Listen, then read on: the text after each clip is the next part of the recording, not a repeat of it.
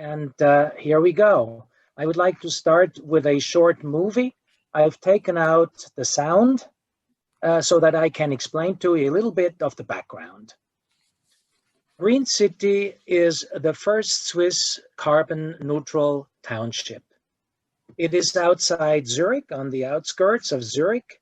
It's called Green City because on one side it sits in the green, as you can see here, and it wants to be green at heart as well.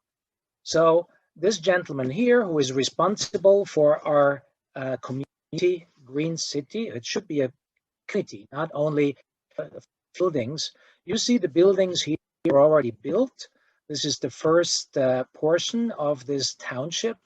It has its own school. The children talk about the 2000 watt society. What is that?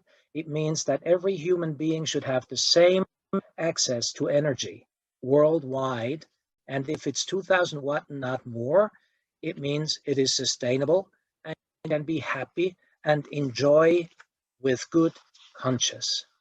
This lady, for instance, is so happy that she doesn't need a car anymore because Green City has, yes, an access to the highway, but also buses and its own train that brings everybody downtown to Zurich if necessary.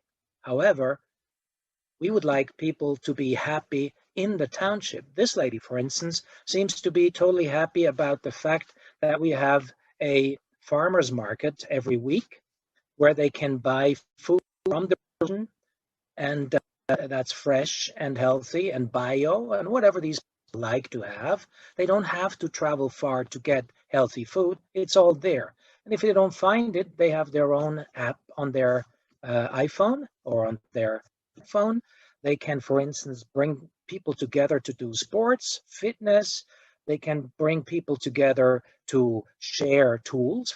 If they want to have a drill, they don't have to all buy a drill. And here is the old people's area.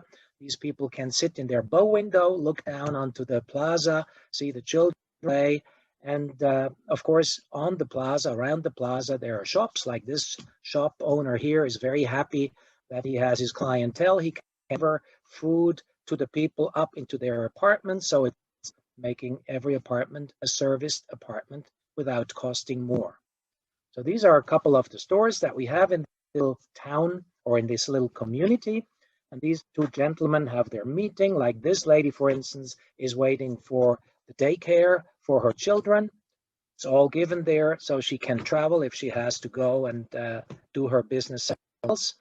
And of course, we have business on the property too, because we want to have everything that everybody needs daily in walking distance. That is the idea of a city of short distances.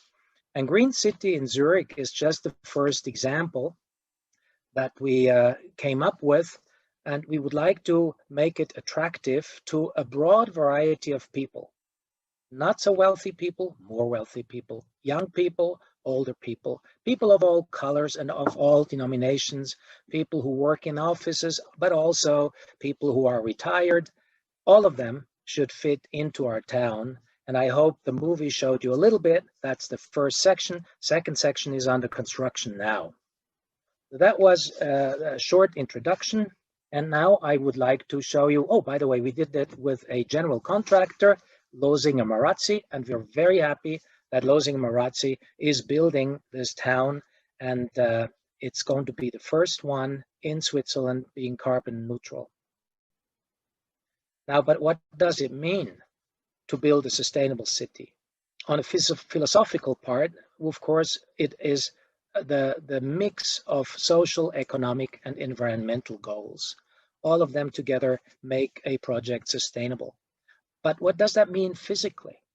The physical image that we see for sustainable, smart cities is a grid city.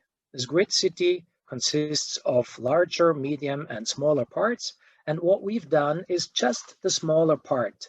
This, we call it smart township, the little green spots.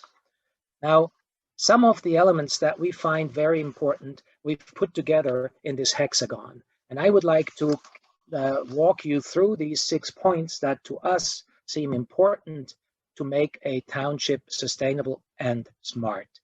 So if you allow me to, I will spend 7-8 minutes to show you some of the important elements that make such an approach successful. And by successful, I don't only mean financially successful. That's the beginning. If it's not financially successful, it won't be built. So it must be financially successful, but also it has to be successful for the people who live there and for the environment. So these 6 points, one of them is connectivity. The location that you see here on the map shows you that we are close to Zurich. We are surrounded by big companies. You can walk to those companies or take your bicycle or your e-bike to work. You don't even need a car. You don't even need a train. Another important element is density. We found that we need an FAR of 2.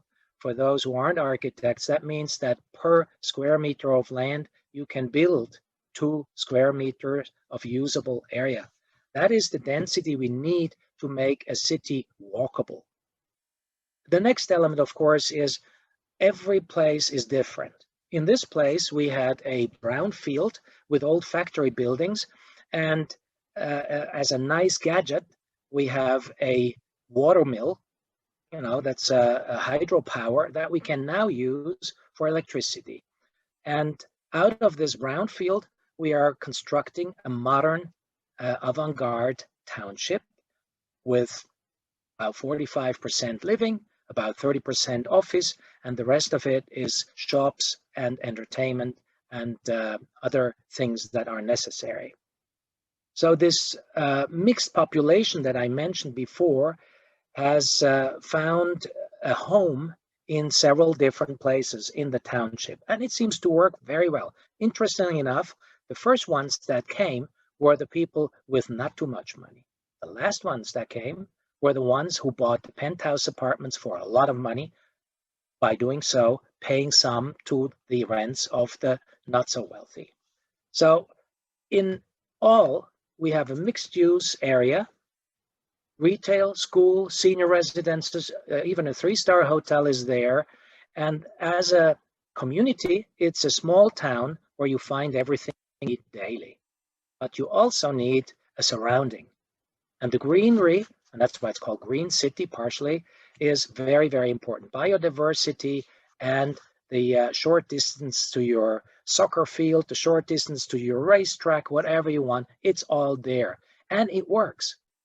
So what we found is that actually there are 3 factors that really make a place green. And now I'm talking green at heart, green for energy.